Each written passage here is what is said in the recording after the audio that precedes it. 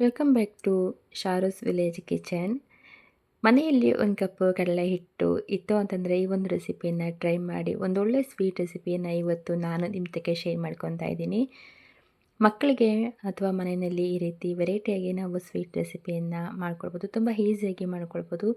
ಇದನ್ನು ಮಾಡ್ಕೊಳ್ಳೋಕ್ಕೆ ನಾನು ಒಂದು ಬೌಲ್ ಇಟ್ಕೊಂಡಿದ್ದೀನಿ. ಇಲ್ಲಿ ನಾನು 1.5 ಕಪ್ ಆಗೋವಷ್ಟು ನಾನಿಲ್ಲಿ ಕಡಲೆ ಹಿಟ್ಟನ್ನು ತೊಗೊತಾ ಇದ್ದೀನಿ. ನಾನು 1.5 ಕಪ್ನಾಗಷ್ಟು ಕಡಲೆ ಹಿಟ್ಟನ್ನು ತಗೊಂಡು ಇಲ್ಲಿ ನಾನು 2 ಟೇಬಲ್ ಸ್ಪೂನ್ ಆಗುವಷ್ಟು ತುಪ್ಪವನ್ನು ಸೇರಿಸ್ಕೊತಾ ಇದ್ದೀನಿ. ತುಪ್ಪ ಇಲ್ಲ ಅಂತಂದರೆ ನೀವು ಎಣ್ಣೆಯನ್ನು ಸಹ ಸೇರಿಸ್ಕೊಳ್ಬೋದು. ಈಗ ನಾನಿಲ್ಲಿ 1 ಟೇಬಲ್ ಸ್ಪೂನ್ ಆಗುವಷ್ಟು ಹಾಲನ್ನು ಸೇರಿಸ್ಕೊತಾ ಇದ್ದೀನಿ. ಹಸಿ ಹಾಲಾಗಿರ್ಬೋದು ಅಥವಾ ನಾವು ಕಾಯಿಸಿರುವಂಥ ಹಾಲನ್ನು ಅದು ಸೇರಿಸ್ಕೊಳ್ಬೋದು. ನೀವು ಎಷ್ಟು ಕ್ವಾಂಟಿಟಿನಲ್ಲಿ ಕಡಲೆ ಹಿಟ್ಟನ್ನು ತೊಗೊತೀರೋ ಆ ಒಂದು ಕ್ವಾಂಟಿಟಿಗೆ ಅನುಗುಣವಾಗಿ ನೀವು ಹಾಲನ್ನು ಹಾಕ್ಕೊಳ್ಳಿ. ನಾನಿಲ್ಲಿ 2 ಟೇಬಲ್ ಸ್ಪೂನ್ ಆಗುವಷ್ಟು ಹಾಲನ್ನು ತೊಗೊಂಡಿದ್ದೀನಿ. ಕೈಯಿಂದ ಚೆನ್ನಾಗಿ ಮಿಕ್ಸ್ ಮಾಡ್ಕೊಳ್ಬೇಕು. ಅದಾದಮೇಲೆ ಇದನ್ನು ನಾವು ಮಿಕ್ಸಿ ಜಾರಿಗೆ ಹಾಕಿ ಚೆನ್ನಾಗಿ ನುಣ್ಣಗೆ ರುಬ್ಕೊಳ್ಬೇಕಾಗುತ್ತೆ. ನಾನು ತೋರಿಸ್ತೀನಿ ನೋಡಿ, ಈ ರೀತಿಯಾಗಿ ಒಂದು ಸಾರಿ ಹಾಲು ಮತ್ತು ತುಪ್ಪವನ್ನು ಮಿಕ್ಸ್ ಮಾಡಿಕೊಂಡು ಈ ರೀತಿಯಾಗಿ ಒಂದು ಸಾರಿ ನಾವು ಮಿಕ್ಸಿ ಮಾಡ್ಕೊಳ್ಬೇಕಾಗುತ್ತೆ. ಈಗ ಇದನ್ನು ಸೈಡಿಗೆ ಇಟ್ಟು ನೆಕ್ಸ್ಟು ನಾನು ನೋಡಿ ಇಲ್ಲಿ ಕೇಕ್ ಪ್ಯಾನ್ ತೊಗೊಂಡಿದ್ದೀನಿ. ನಿಮ್ಮ ಹತ್ರ ಕೇಕ್ ಪ್ಯಾನ್ ಇಲ್ಲ ಅಂತಂದರೆ ತಟ್ಟೆ ಆದರೂ ತಗೊಳ್ಬೋದು. ಸೊ ನಿಮ್ಮ ಹತ್ರ ಯಾವ ಒಂದು ಡ್ರೈ ಫ್ರೂಟ್ಸ್ ಇರುತ್ತೋ ಆ ಒಂದು ಡ್ರೈ ಫ್ರೂಟ್ಸ್ನ ತೊಗೊಂಡಿದ್ದು ಸಣ್ಣ ಸಣ್ಣಗೆ ಕಟ್ ಮಾಡಿ ಫಸ್ಟು ಒಂದು ಬಟರ್ ಪೇಪರ್ನ ಹಾಕಿ ಅದ್ರ ಮೇಲೆ ಈ ರೀತಿಯಾಗಿ ಡ್ರೈ ಫ್ರೂಟ್ಸ್ನ ನೀವು ಹಾಕ್ಕೊಳ್ಬೇಕಾಗುತ್ತೆ. ನೋಡಿ, ಈ ರೀತಿಯಾಗಿ ನಾನು ರೆಡಿ ಮಾಡ್ಕೊಂಡಿದ್ದೀನಿ. ಈಗ ಒಂದು ಪ್ಯಾನ್ ಇಟ್ಕೊಂಡು ಇಲ್ಲಿ 2 ಟೇಬಲ್ ಸ್ಪೂನ್ ಆಗೋಷ್ಟು ತುಪ್ಪವನ್ನು ಮತ್ತೆ ಸೇರಿಸ್ಕೊತಾ ಇದ್ದೀನಿ. ತುಪ್ಪ ಇಲ್ಲ ಅಂತಂದರೆ ಮೊದಲೇ ಹೇಳ್ದಂಗೆ ನೀವು ಎಣ್ಣೆಯನ್ನು ಸಹ ಸೇರಿಸ್ಕೊಳ್ಬೋದು ಅಥವಾ ಬೆಣ್ಣೆಯನ್ನು ಸಹ ಸೇರಿಸ್ಕೊಳ್ಬೋದು. ಈಗ ನಾವು ರುಬ್ಬಿ ಇಟ್ಟಿದ್ರಲ್ಲ ಕಡಲೆ ಹಿಟ್ಟನ್ನು ಇಲ್ಲಿ ಸೇರಿಸ್ಕೊಂಡು ಈ ರೀತಿ ಚೆನ್ನಾಗಿ ಹುರ್ಕೋತಾ ಇದ್ದೀನಿ. ಮೀಡಿಯಮ್ ಫ್ಲೇಮಲ್ಲಿ ಇಟ್ಟು ನೀಟಾಗಿ ನಿಧಾನಕ್ಕೆ ಈ ರೀತಿ ನಾವು ಕಡಲೆ ಹಿಟ್ಟನ್ನು ಬಿಸಿ ಮಾಡ್ಕೊಳ್ಬೇಕು. ಸೊ ಈ ರೀತಿ ಬಿಸಿ ಮಾಡ್ಕೊತಾ ಹೋಗ್ತಾ ಇರಬೇಕು. ಇದಾದಮೇಲೆ ಒಂದು 5 ನಿಮಿಷ ನೋಡಿ, ಈ ರೀತಿ ಆದಮೇಲೆ ಸ್ವಲ್ಪನೇ ನಾವಿಲ್ಲಿ ಹಾಲನ್ನು ಸೇರಿಸ್ಕೊತಾ ಹೋಗಬೇಕು. ನಾನಿಲ್ಲಿ ಒಂದು ಅರ್ಧ ಕಪ್ ಆಗೋಷ್ಟು ಹಾಲು ತೊಗೊಂಡಿದ್ದೀನಿ. ನೋಡಿ, ಆಗಾಗ ಈ ರೀತಿ ಹಾಲನ್ನು ಒಂದು 2 ಟೇಬಲ್ ಸ್ಪೂನ್ ಅಥವಾ 3 ಟೇಬಲ್ ಸ್ಪೂನ್ ಆಗೋಷ್ಟು ಸೇರಿಸ್ಕೊತಾ ಇರಬೇಕು. ಒಂದೇ ಸರಿ ನಾವು ಹಾಲನ್ನು ಸೇರಿಸೋದಕ್ಕೆ ಬರೋದಿಲ್ಲ. ಹಾಗಾಗಿ ಸ್ವಲ್ಪನೇ ಈ ರೀತಿ ಸೇರಿಸ್ಕೊಂಡು ನೋಡಿ ಹಿಟ್ಟನ್ನು ಈ ರೀತಿಯಾಗಿ ಮಾಡ್ಕೊಳ್ಬೇಕು. ನಾನು ತೋರಿಸ್ತಿದ್ದೀನಿ ನೋಡಿ, ಕೈಗೆ ಅಂಟ್ತಾ ಇಲ್ಲ, ಎಷ್ಟು ನೀಟಾಗಿ ಪರ್ಫೆಕ್ಟಾಗಿ ಇದಾಗಿದೆ ಅಂತ. ಚೆನ್ನಾಗಿ ನಾವು ಬಿಸಿ ಮಾಡೋದ್ರಿಂದ ಈ ರೀತಿಯಾಗಿ ಹಿಟ್ಟು ಚೆನ್ನಾಗಿ ಒಂದು ಒಳ್ಳೆ ಹದಕ್ಕೆ ಬರುತ್ತೆ. ಈಗ ಇದನ್ನು ಬೌಲ್ಗೆ ಹಾಕಿ ಸೈಡ್ಗೆ ಇಟ್ಬಿಟ್ಟು ಒಂದು ಪ್ಯಾನ್, ನಾನಿಲ್ಲಿ 1.5 ಕಪ್ಪು ಕಡಲೆ ಹಿಟ್ಟನ್ನು ತಗೊಂಡಿರೋದ್ರಿಂದ 1.5 ಕಪ್ ಆಗೋಷ್ಟು ಸಕ್ಕರೆಯನ್ನು ತಗೊಂಡಿದ್ದೀನಿ. ಇಲ್ಲಿ ಒಂದು 1/4 ಕಪ್ನಷ್ಟು ನಾನು ನೀರನ್ನು ಸೇರಿಸ್ಕೊತಾ ಇದ್ದೀನಿ. ನೋಡಿ, ಇಷ್ಟು ನೀರನ್ನು ಸೇರಿಸ್ಕೊತಾ ಇದ್ದೀನಿ. ಇಷ್ಟು ನೀರಾದರೆ ಸಾಕಾಗುತ್ತೆ. ಸೊ ಇದು ಚೆನ್ನಾಗಿ ನಾವು ಪಾಕ ಬರೋವರೆಗೂ ಸಕ್ಕರೆಯನ್ನು ಕರಗಿಸ್ಕೊಳ್ಬೇಕು. ನಾನು ತೋರಿಸ್ತೀನಿ ಯಾವ ಹದ ಬರಬೇಕು ಅಂತ ಹೇಳಿ. ಸೊ ಆ ಹದ ಬರೋವರೆಗೂ ನೀಟಾಗಿ ನಾವು ನೋಡಿ ಸಕ್ಕರೆಯನ್ನು ಈ ರೀತಿ ಚೆನ್ನಾಗಿ ನಾವು ಪಾಕವನ್ನು ತಯಾರಿ ಮಾಡಿಕೊಳ್ಳೋಣ. ಈಗ ನಾನು ಸ್ವಲ್ಪ ತೆಗೆದು ನೋಡ್ತೀನಿ ಪಾಕ ಕರೆಕ್ಟಾಗಿ ಆಗಿದೆಯೋ ಇಲ್ಲವೋ ಅಂತ ಹೇಳಿ. ಇನ್ನೂ ಆಗಲಿಲ್ಲ. ಸೊ ನಾನು ಮತ್ತೆ ಮೀಡಿಯಮ್ ಫ್ಲೇಮಲ್ಲಿ ಇಟ್ಟು ನೋಡಿ, ಕಟ್ಟಾಗ್ತಾ ಇದೆ. ಮತ್ತೆ ಮೀಡಿಯಮ್ ಫ್ಲೇಮಲ್ಲಿ ಇಟ್ಟು ಇನ್ನೊಂದು 5 ನಿಮಿಷ ಚೆನ್ನಾಗಿ ಸಕ್ಕರೆ ಪಾಕವನ್ನು ಕಾಯಿಸ್ತೀನಿ. ಈ ಟೈಮಲ್ಲಿ ಒಂದು ಸ್ವಲ್ಪ ಏಲಕ್ಕಿ ಪುಡಿಯನ್ನು ಸೇರಿಸ್ಕೊಳ್ಳೋಣ. ಸೊ ಮತ್ತೆ ಒಂದು 5 ನಿಮಿಷ ಆದಮೇಲೆ ನೋಡ್ತಾ ಇದ್ದೀನಿ ಚೆನ್ನಾಗಿ ಆಗಿದೆಯೋ ಇಲ್ಲ ಅಂತೇಳಿ. ಇನ್ನೂ ಸ್ವಲ್ಪ ಬರಬೇಕಿತ್ತು. ಅದಾದಮೇಲೆ ನಾನೊಂದು 2 ರಿಂದ 3 ನಿಮಿಷ ಪಾಕವನ್ನು ಕಾಯಿಸ್ಕೊತಾ ಇದ್ದೆ. ಸೊ ಈಗ ನೋಡಿ ಪರ್ಫೆಕ್ಟಾಗಿ ಪಾಕ ರೆಡಿ ಆಗಿದೆ. ನೋಡಿ, ಈ ರೀತಿ ನಾವು ಕೈಯಿಂದ ತೊಗೊಂಡು ಈ ರೀತಿ ಮಾಡಿದ್ಮೇಲೆ ಎಳೆ ಬರಬೇಕು, ಒಂದು ಫುಲ್ ಕಟ್ಟಾಗಬಾರ್ದು, ಮಧ್ಯದಲ್ಲಿ ಈ ರೀತಿ ಬರಬೇಕು. ನೋಡಿ ಎಷ್ಟು ಚೆನ್ನಾಗಿ ಬಂದಿದೆ ಅಂತ. ಸೊ ಈಗ ಪಾಕ ಕರೆಕ್ಟಾಗಿ ರೆಡಿಯಾಗಿದೆ ಅಂತ ಹೇಳಿ.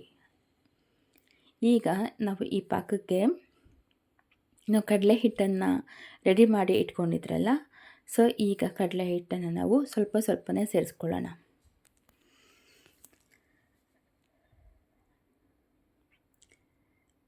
ಈ ಒಂದು ಸ್ಟೇಜಲ್ಲಿ ನಾವು ಕಡಲೆ ಹಿಟ್ಟನ್ನು ಉಂಡೆಗಳು ಇಲ್ಲದೇ ಸೇರಿಸ್ಕೊಳ್ಬೇಕು. ನೀವು ಉಂಡೆ ಇಲ್ಲದೆ ಮಾಡ್ಕೊಳ್ಳೋಕ್ಕಾಗದೇ ಇದ್ದರೆ ಇನ್ನೂ ಸ್ವಲ್ಪ ಹಾಲನ್ನು ಸೇರಿಸ್ಕೊಂಡು ಮೊದಲೇ ನೀವು ಚೆನ್ನಾಗಿ ಸಾಫ್ಟಾಗಿ ಬೇಕಾದರೂ ಮಾಡ್ಕೊಳ್ಬೋದು. ನೋಡಿ, ಈ ರೀತಿ ಮಾಡ್ಕೊಳ್ಬೇಕಾಗುತ್ತೆ. ಲೋ ಫ್ಲೇಮಲ್ಲಿ ಇಟ್ಕೊಳ್ಬೇಕಾಗುತ್ತೆ. ಲೋ ಫ್ಲೇಮಲ್ಲಿ ಇಟ್ಕೊಂಡು ಈ ರೀತಿ ಚೆನ್ನಾಗಿ ಉಂಡೆಗಳಿಲ್ಲದೆ ಮಿಕ್ಸ್ ಮಾಡಿ. ಈಗ 1 ಟೇಬಲ್ ಸ್ಪೂನ್ ಆಗೋಷ್ಟು ತುಪ್ಪವನ್ನು ಸೇರಿಸ್ಕೊಳ್ಬೇಕು. ಸೊ ತುಪ್ಪವನ್ನು ಸೇರಿಸ್ಕೊಂಡು ನೋಡಿ, ಹಿಟ್ಟು ಸ್ವಲ್ಪ ಕೂಡ ನನ್ನ ಬಾಣಲೆಗೆ ಅಂಟ್ಕೊತಾ ಇಲ್ಲ. ಪರ್ಫೆಕ್ಟಾಗಿ ಒಂದು ಪಾಕ ರೆಡಿ ಆಗಿರೋದ್ರಿಂದ ಹಿಟ್ಟು ಕೂಡ ತುಂಬಾ ಚೆನ್ನಾಗಿ ಆಗುತ್ತೆ. ನೋಡಿ ಎಷ್ಟು ಚೆನ್ನಾಗಿ, ಎಲ್ಲೂ ಸ್ವಲ್ಪ ಕೂಡ ಗಂಟೆ ಇಲ್ಲದೇ ಕಡಲೆ ಹಿಟ್ಟು ಸ್ವೀಟು ರೆಡಿ ಆಗ್ತಾಯಿದೆ. ನೋಡ್ತಿದ್ರೇ ಗೊತ್ತಾಗುತ್ತೆ ಯಾವ ರೀತಿ ಆಗಿದೆ ಅಂತ ಹೇಳಿ. ನೋಡಿ ತುಂಬಾ ಚೆನ್ನಾಗಾಗಿದೆ. ಪರ್ಫೆಕ್ಟಾಗಿ ಹೇಳ್ಬೇಕಂದ್ರೆ ಮೈಸೂರು ಪಾಕ್ ಬರುತ್ತಲ್ಲ, ಸೊ ಆ ರೀತಿ ಒಂದು ಹಿಟ್ಟು ರೆಡಿಯಾಗಿದೆ. ಈಗ ನಾನು ಸೈಡಿಗೆ ತೊಗೊಂಡು ನಾವೇನು ರೆಡಿ ಮಾಡಿ ಇಟ್ಕೊಂಡಿದ್ರಲ್ಲ ಬೌಲ್ಗೆ ನಾನು ಹಾಕೋತಾ ಇದ್ದೀನಿ. ಸೊ ಅದಾದಮೇಲೆ ಈಗ ನಾವು ಅದನ್ನ ಸ್ಪ್ರೆಡ್ ಮಾಡ್ಕೊಳ್ಬೇಕು. ಅದಕ್ಕೋಸ್ಕರ ಯಾವುದಾದ್ರೂ ಒಂದು ತಟ್ಟೆ ಅಥವಾ ಒಂದು ಗ್ಲಾಸ್ಗೆ ಈ ರೀತಿ ಸ್ವಲ್ಪ ತುಪ್ಪವನ್ನು ಸ್ಪ್ರೆಡ್ ಮಾಡಿಕೊಂಡು ನಿಧಾನಕ್ಕೆ ನೋಡಿ ಈ ರೀತಿ ಸ್ಪ್ರೆಡ್ ಮಾಡ್ಕೊಬೇಕು. ನಿಮ್ಮ ಹತ್ರ ಈ ರೀತಿ ಕೇಕ್ ಪ್ಯಾನ್ ಇಲ್ಲ ಅಂತಂದ್ರೂ ತಟ್ಟೆ ಇರುತ್ತಲ್ಲ, ಮಾಮೂಲಿ ತಟ್ಟೆನಲ್ಲೇ ಒಂದು ಬಟರ್ ಪೇಪರ್ನ ಹಾಕಿ ನೀವು ಮಾಡ್ಕೊಳ್ಬೋದು. ನೋಡಿ ಈ ರೀತಿ ನೀಟಾಗೆಲ್ಲ ಸ್ಪ್ರೆಡ್ ಮಾಡ್ಕೊಳ್ಬೇಕು. ನಿಧಾನಕ್ಕೆ, ಜಾಸ್ತಿ ಒತ್ತೋದಕ್ಕೆ ಹೋಗಬೇಡಿ, ನಿಧಾನಕ್ಕೆ ಈ ರೀತಿ ಸ್ಪ್ರೆಡ್ ಮಾಡ್ಕೊಳ್ಳೋಣ.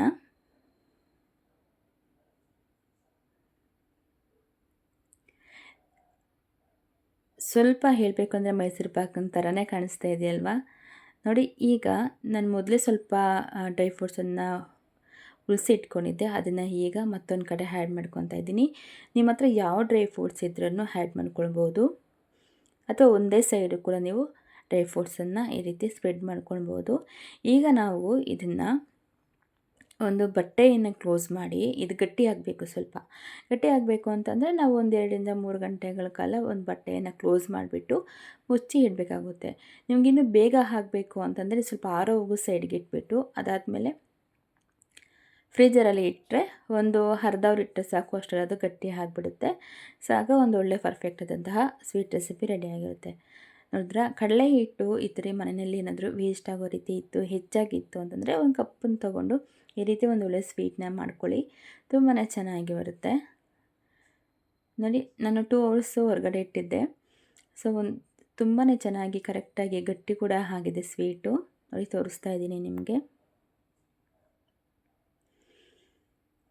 ಈಗ ನೋಡಿ ನಾನು ಅದನ್ನ ತೆಗೆದು ಈ ರೀತಿ ಉಲ್ಟಾ ಹಾಕಿ ಬಟರ್ ಪೇಪರ್ನ ನೀಟಾಗಿ ನಿಧಾನಕ್ಕೆ ರಿಮೂವ್ ಮಾಡ್ತೀನಿ.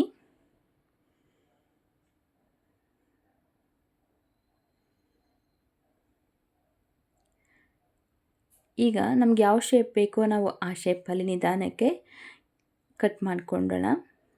ಸ್ಕ್ವಯರ್ ಬೇಕಂದರೆ ಸ್ಕ್ವಯರ್ ಮಾಡ್ಕೊಳ್ಳಿ, ಅಥವಾ ರೌಂಡ್ ಶೇಪ್ ಬೇಕು ಅಂತಂದರೆ ಗ್ಲಾಸ್ ಇಟ್ಕೊಂಡು ಚಿಕ್ಕ ಚಿಕ್ಕದಾಗಿ ನೀವು ಕಟ್ ಮಾಡ್ಕೊಳ್ಬೋದು.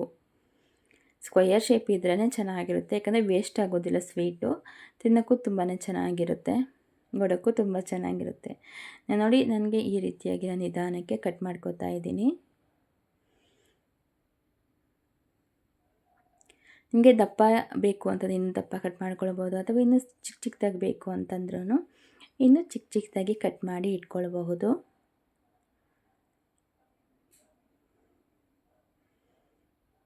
ಸ್ವೀಟ್ ನೋಡಿ ಎಷ್ಟು ಚೆನ್ನಾಗಾಗಿದೆ ಅಂತ, ನನಗಂತೂ ತುಂಬಾ ಇಷ್ಟ ಆಯಿತು. ತುಂಬಾ ಒಂದು ಒಳ್ಳೆ ರೆಸಿಪಿ ಅಂತಲೇ ಹೇಳಬಹುದು.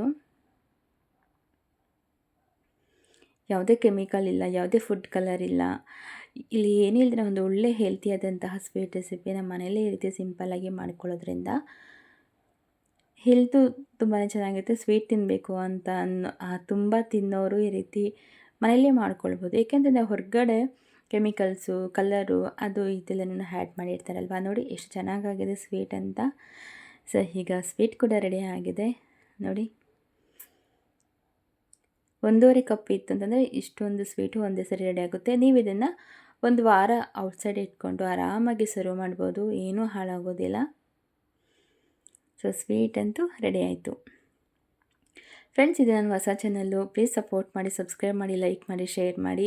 ಮುಂದೆ ಇನ್ನೂ ಒಳ್ಳೊಳ್ಳೆ ರೆಸಿಪೀಸ್ ನಿಮ್ಮ ಜೊತೆಗೆ ಶೇರ್ ಮಾಡ್ತೀನಿ. ಯಾರೆಲ್ಲ ವೀಡಿಯೋನ ಕೊನೆವರೆಗೂ ನೋಡಿದ್ದೀರೋ thanks for watching and love you all and take care. Bye bye.